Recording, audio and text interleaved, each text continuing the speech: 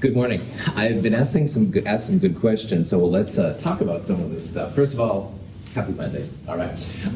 For today at 1:10, we're going to go over problem set 3. Quiz number 3 is up. Turn in the nomenclature lab. Bring a printed copy of the empirical formula in class lab. Make sure it's in class. Also bring your safety goggles. All right, this is one we're definitely going to need them. Now, some great questions. Polyatomic ions. Yes, you will need to know them. I won't give you like a list, but on the sheet of notes, that would be a really cool thing to put on there, especially the ones maybe that are a little funky to you. So put those on there. A lot of questions about the fixed charge metals, which are great.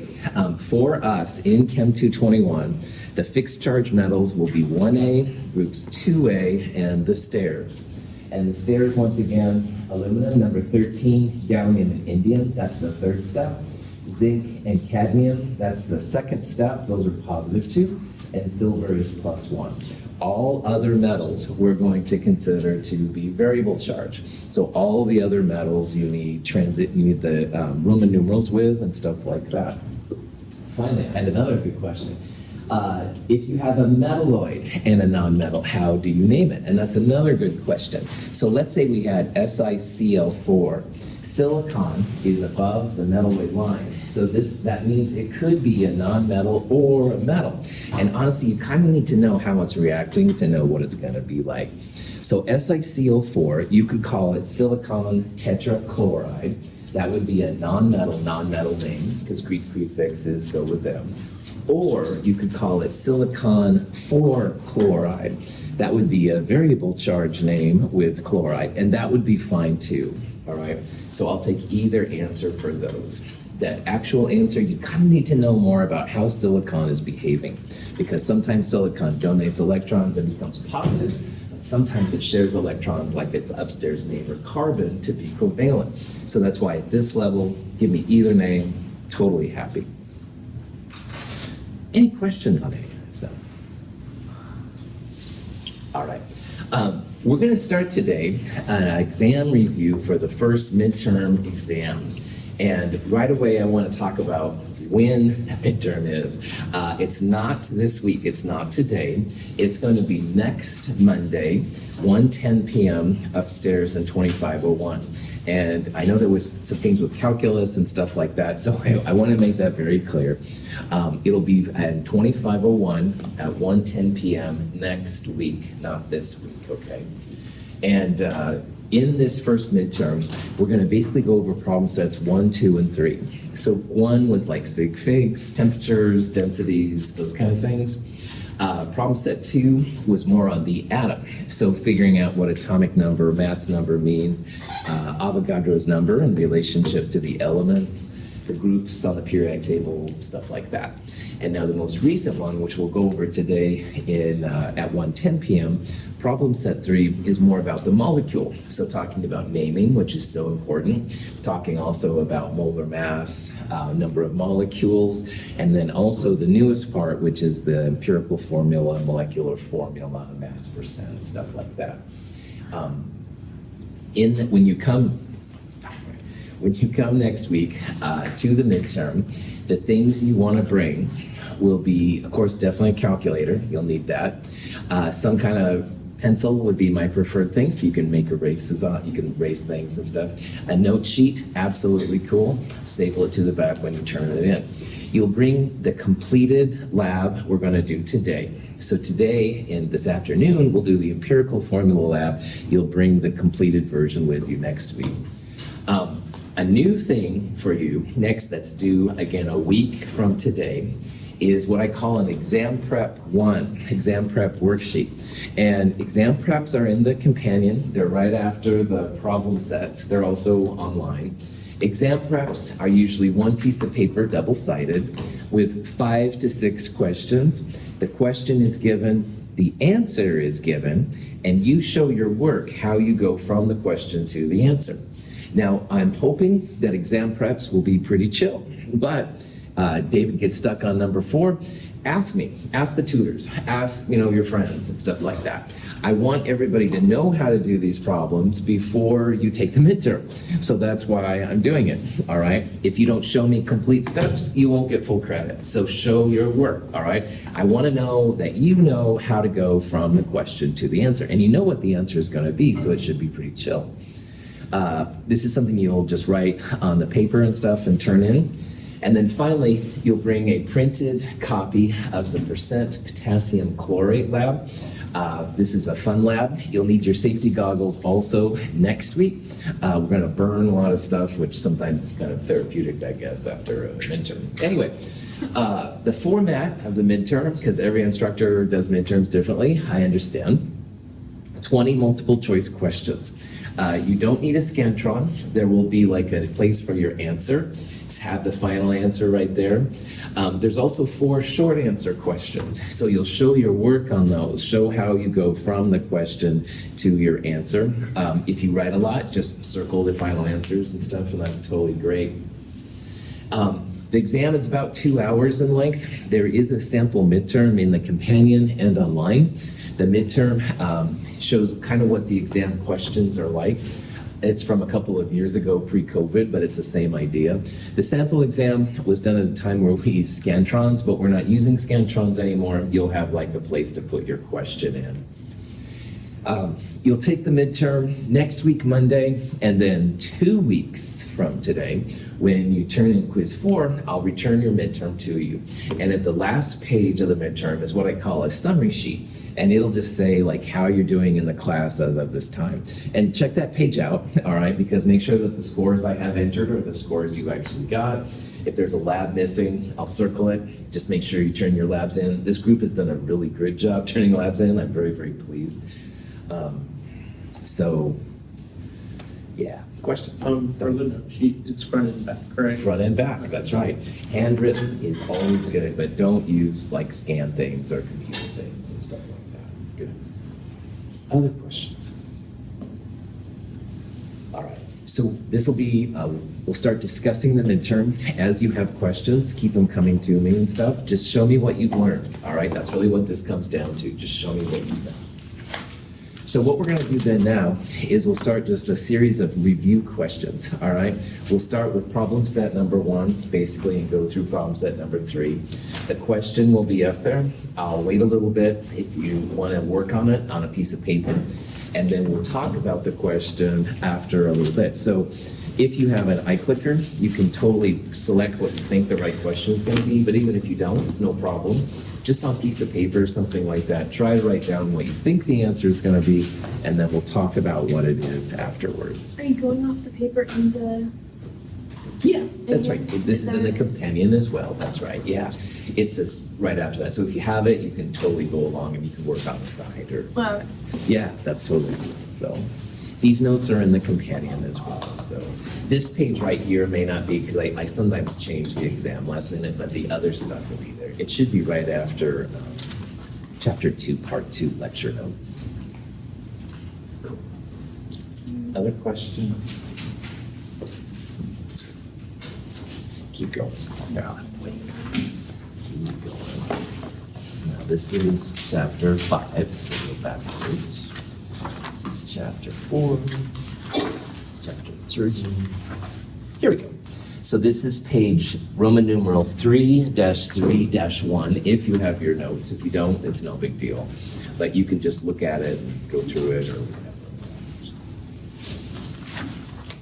And if you don't want to do this, it's okay too. Hopefully you're just going to absorb the information. But hopefully it'll give you a chance to kind of see what these questions are.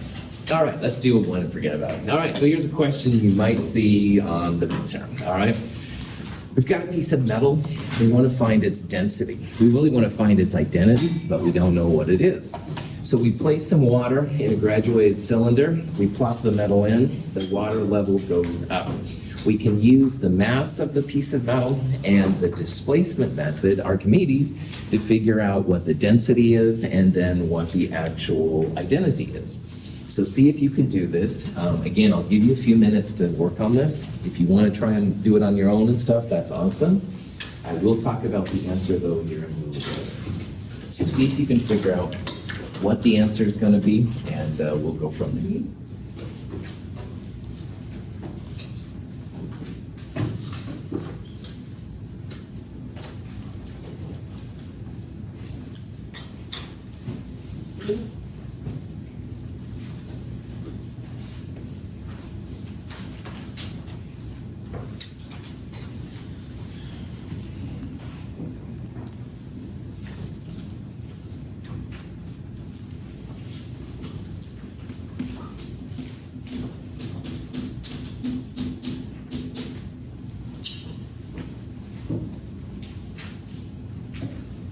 This is the page in the companion that you can find these notes if you want to use those.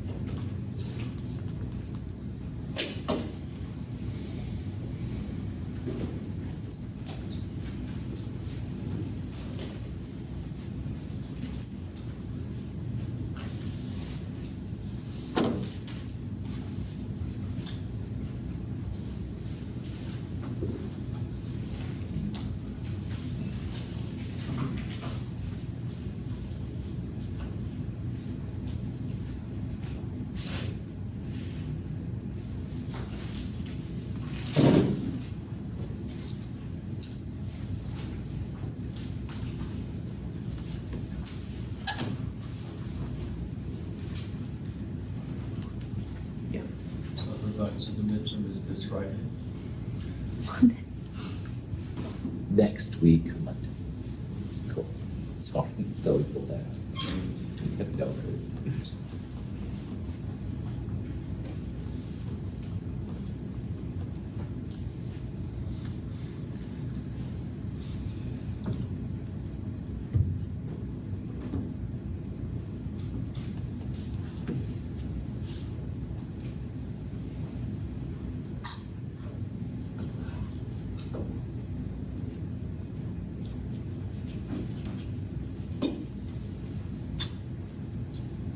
Okay, so on a problem like this, the identity stems from the density. So if we can find the density, you can find what metal it is. And density, mass, over volume. The units of mass, usually grams, all right, could be kilograms, pounds, stuff like that. But in our class, almost always grams. Volume can be in a couple different things. Centimeters cubed is what we're using here, but milliliters and centimeters cubed are the same thing. So usually volume will be milliliters or centimeters cubed. So if we can just find here what represents each of them, we're good to go. Now the mass is easy, all right? You place them on the scale, and that's how they got that 33.2 number. That's the mass of this piece of metal. But the volume, you have to take into account the difference between the water before and after the stuff was plopped in. So they had exactly 10.0 centimeters cubed to begin with. And you can see afterwards they had 22.3 centimeters cubed. So when you're doing the volume, you want just the volume of the metal. You don't want the water part in there. So you'll use the difference here, 22.3 minus 10.0. That will reflect the volume of the metal, all right? You don't want the volume of the water that's there, you want just the volume that the metal displaces. So it would be 22 minus 3, 12.3 centimeters cubed. So 33.2 divided by 12.3 or whatever that number was, it comes out to be 2.70, all right? And if you look on this list over here, you can see that aluminum down there has a density of 2.70 grams per centimeter cubed. Woohoo, got aluminum. So this is actually a way that chemists use to figure out different metals. Also different plastics can be found this way, lots of different things. Just good old displacement. Any questions on that? Cool. Okay. Another thing from problem set 1 was all things about temperature, all right? And we have 3 different temperatures here: Celsius, Fahrenheit, and Kelvin. Now, it says put these in order of increasing temperature. So this coldest one first and the warmest one last. The ultimate way to do this problem would be to convert everything to a common temperature. And people usually do Celsius. They can convert Kelvin into Celsius and then convert Fahrenheit into Celsius. Celsius like the midway. You don't have to do it that way, but I think that would be the least amount of work. Now, on an actual exam, I would give you a formula for Fahrenheit. Fahrenheit's an American unit and stuff, and we use them a lot, but in our class, we won't use them that often. So I wouldn't expect you to know the Fahrenheit conversion. That's 1.8 times the Celsius temperature plus 32. The 32 and the 1.8 are exact. You don't have to worry about sig figs with them. But I would like you to know how to go from Kelvin to Celsius or Celsius to Kelvin. So using all this information, let's see if you can put these in order of increasing temperature. Coldest first, warmest last.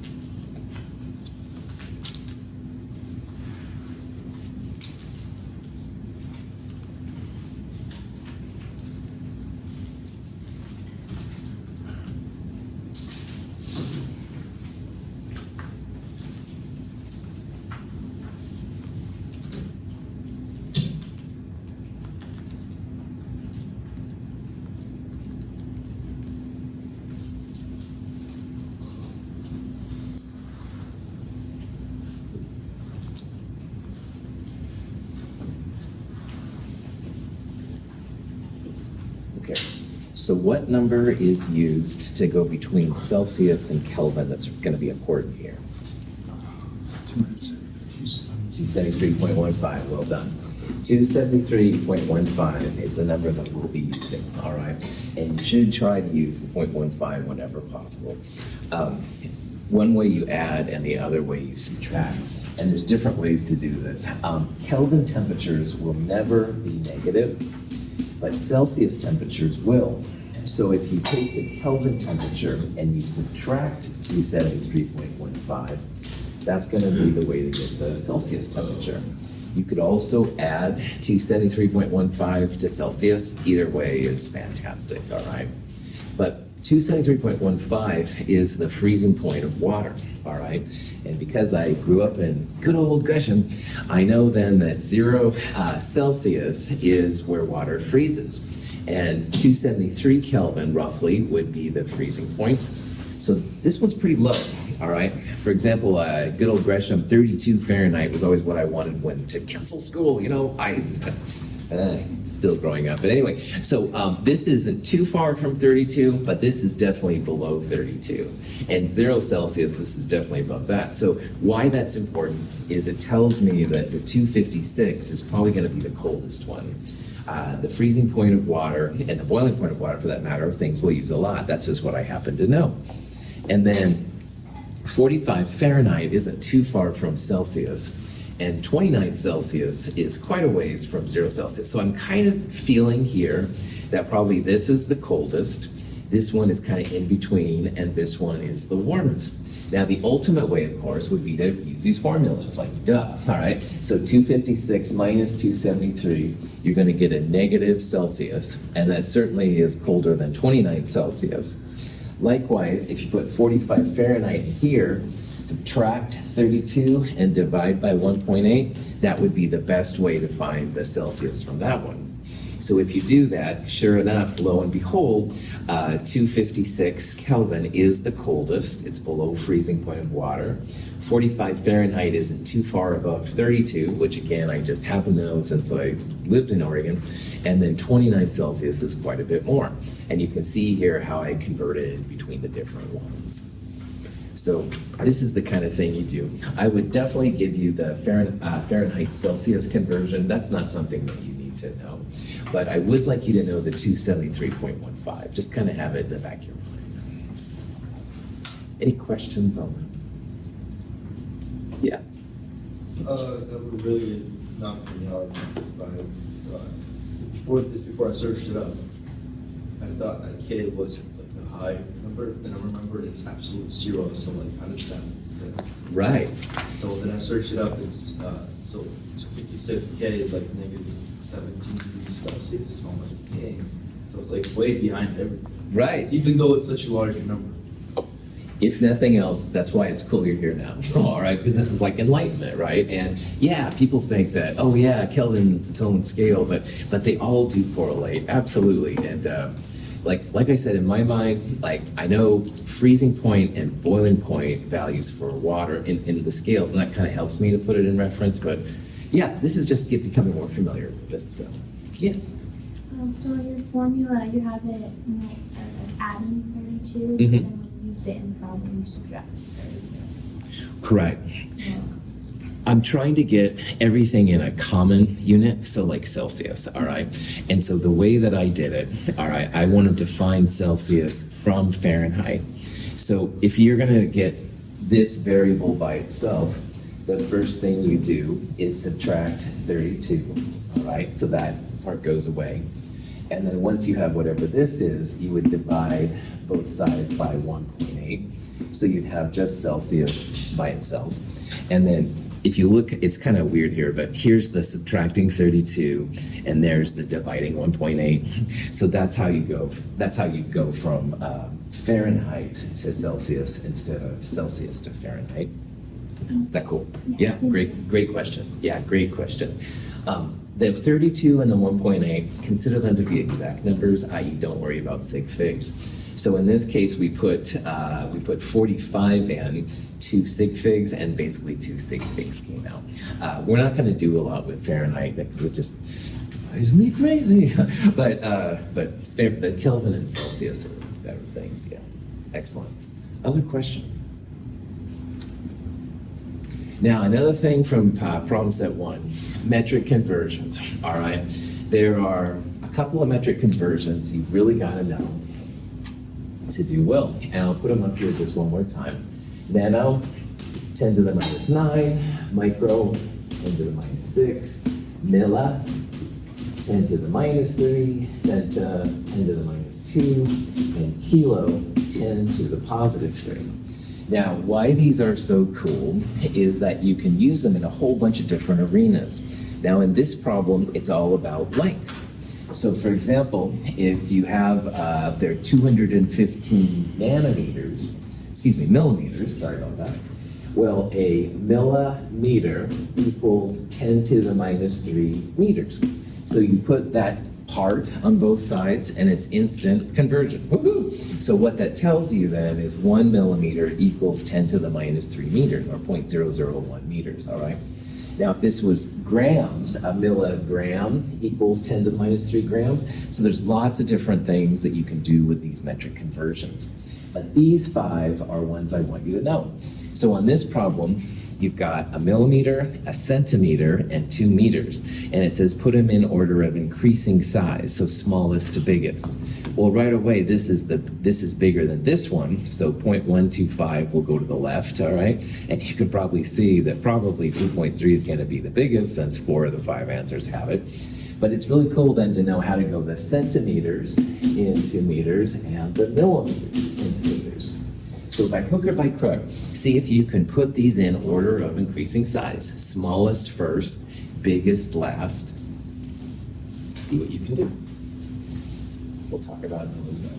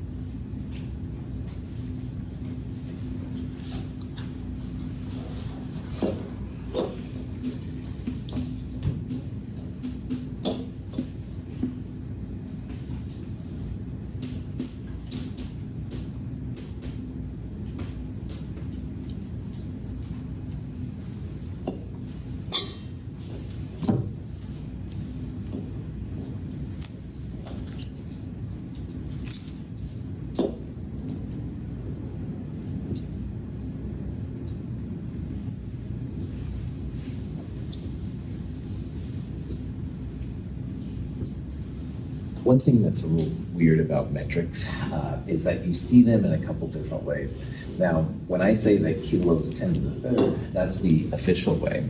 But what happens a lot of times in the real world, for example, here with 10 to the minus 3 meters equals 1 millimeter, is that people divide both sides by 10 to the minus 3. And not meters, 10 to the minus 3. So this cancels out and you have 1 meter. And on the other side, you have 10 to the minus 3 on the bottom. But with these powers of 10, if you put them on the top, the negative becomes a positive.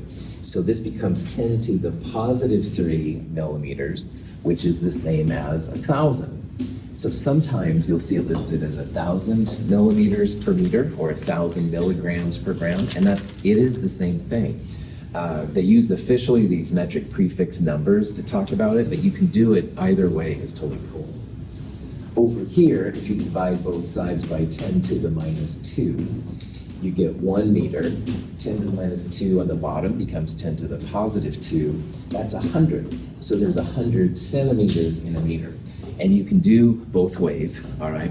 I always like to know these as backups. Sometimes, though, it's easier to use this one. And again, either way is okay, all right?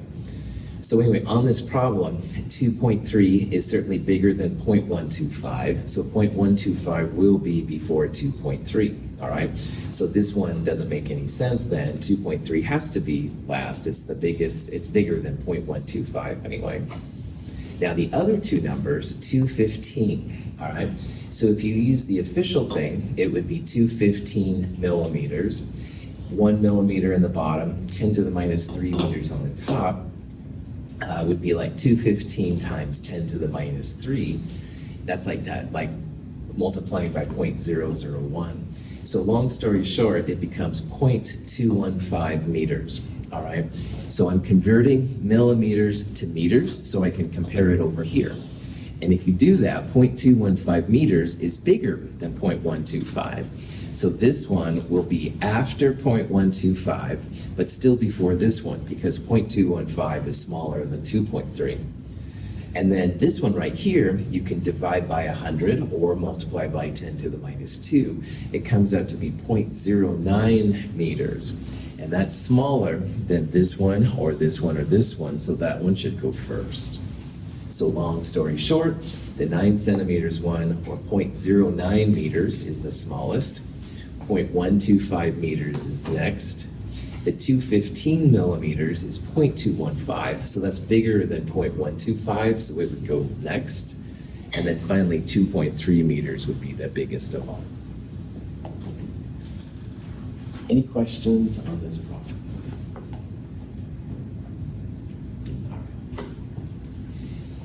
Here's a question about isotopes. So we're starting to transition now to problem set 2 a little bit.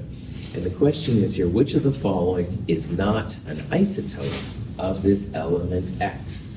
And X has a Z equal to 9. So see if you can figure out which one of those is not an isotope.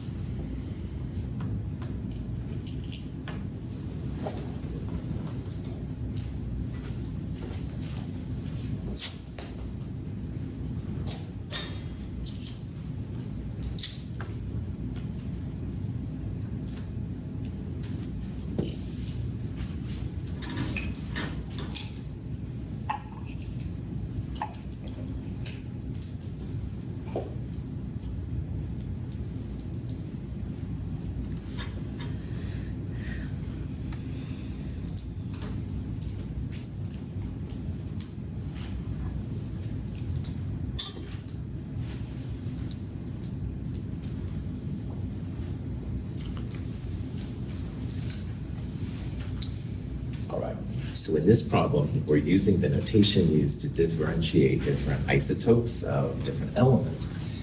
If you have a big bag of boron, you'll have mostly boron 10 and boron 11. It's not just one kind of boron, all right?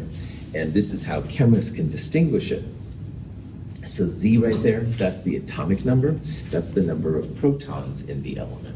So for example, for boron, if you look at it, there's that little blue number on these periodic tables. 5 is the number, that represents the number of protons in boron.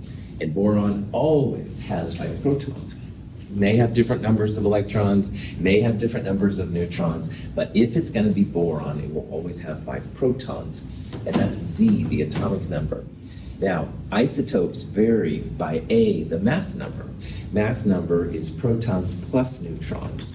So if you have boron 10 and boron 11, if you had a 10 right there and the atomic number for boron is 5, you could find the neutrons. It's top number minus bottom number, or 10 minus 5. So boron 10 would have 5 neutrons, boron 11 would have 6 neutrons. In this question, it's telling us what the atomic number is. Z is 9, and Z is the lower number. So if you look here, 9, 9, 9, whoop, 10, 9. So yeah, probably, hopefully not too crazy. B is not atomic number 9. It's got 10 protons in it, so it's a whole different kind of piece. So number 9, if you're curious, on the periodic table, F is number 9. That's fluorine. All right, so fluorine is number 9. So these 4 here are all isotopes of fluorine. We call this fluorine 19, fluorine 22, et cetera, et cetera. What element would have an atomic number of 10? Neon, nice job, yeah. Neon, number 10 on the periodic table, and again, you can look over there, Ne. So that would be an isotope of neon. It certainly isn't fluorine. So again, all isotopes have the same atomic number, but different mass numbers, all right? This one is not an isotope, it's not a member of the same family. Any questions on that? So here's a question about a neutral atom of iron 56, all right? One of those statements up there is correct. See if you can find out which one it is. Now remember, it's iron 58, sorry, 58, not 56. Iron 58, and it's a neutral atom. So see if you can find the right combination of protons, electrons, and neutrons to represent iron 58 in a neutral form.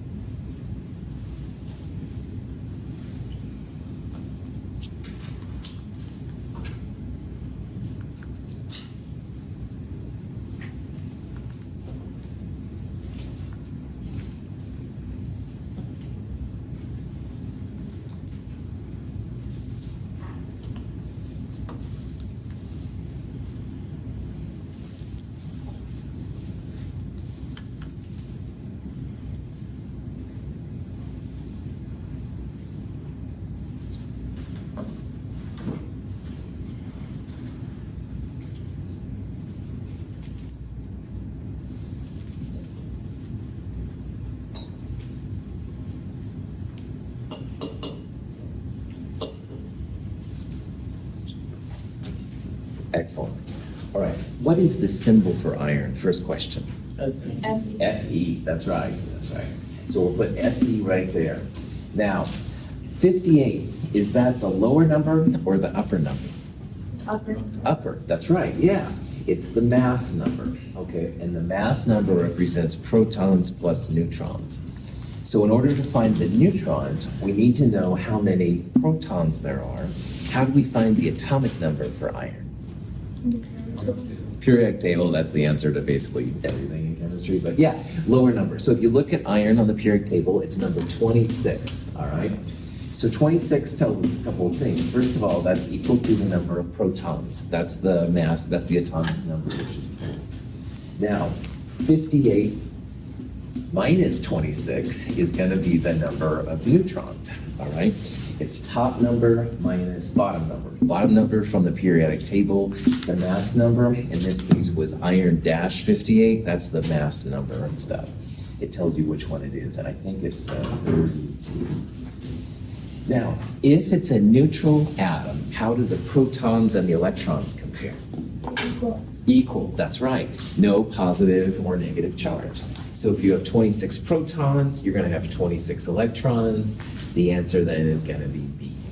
Neutral means protons and electrons are equal, no positives or negatives left over like in the nomenclature lab. The neutrons again comes from the mass number, this thing, minus the number of protons, and again protons comes from the periodic table. Any questions on that? Here's the kind of problem you might see about isotopes too. The atomic numbers, the blue numbers on our periodic table in this room, are really helpful, but the most helpful number by far is the red numbers, which have different names, molar mass, atomic mass, whatever. So here's an example of an element, and it has three main isotopes. And you can see the percentages as well as the mass numbers. See if you can figure out what a reasonable atomic weight would be for this element. So you want to look at those percentages and their masses and think about what the best average mass would be.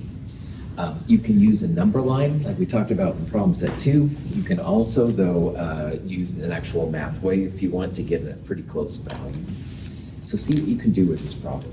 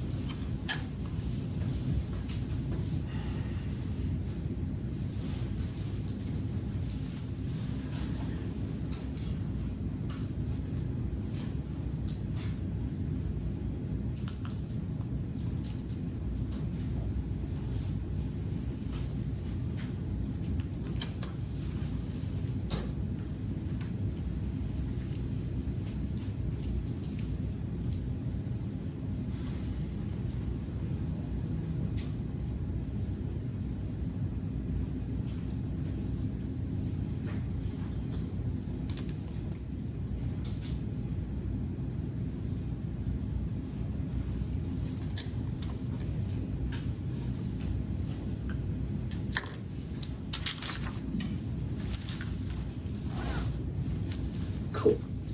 All right. Atomic weight, which we'll call molar mass more than atomic weight, to be honest, but that's the red number on these periodic tables, and it is the number we're going to use more often. There are two uses of those numbers, the way the chemists have set it up. One version, the atomic weight, means the average mass of an individual atom, and that's kind of interesting. Molar mass means grams per mole, and that's what we'll use pretty much exclusively coming on in. But they're all averages, all right? None of the red numbers out there. Like you can't find an individual atom of iron with 55.845 grams per mole or AMU. They're all statistically generated numbers. Iron has a lot of 55 and 56, 58 we saw a little bit ago, and all of those together give the average number. That's what all of these red numbers are, all right? right? So this question's trying to say, what is the average number using these three values? And with averages, if you had 100% of the 72, then your average would be pretty close to 72. If you had close to 100% of 74, you'd have an average number very close to 74. So one way to do this is just to look at these percentages, and you have a lot more 72 than you have 73 and 74. But the 73 and 74 aren't zeroed, all right? So you're going to have a drift away from 72 a little bit, all right? Not a lot, but a little bit. It's going to be close to 72, but you'll have it. So my hand-waving version to answer this problem would be answer B, all right? Because it is closer to 72, but the 73 and 74 are enough that it's not right at 72. And for some of you that works, awesome. If it doesn't, you can do the math version, all right?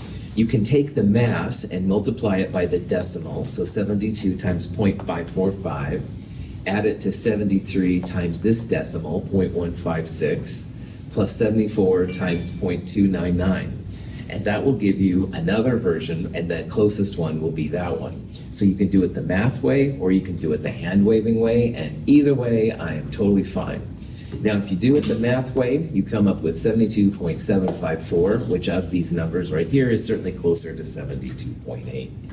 And also, we thought that 72.8 was reasonable. I mean, you've got a lot more 72 than these two, but these two are appreciable, so it won't be like right at 72, but it'll be close to 72. Either way here is totally awesome,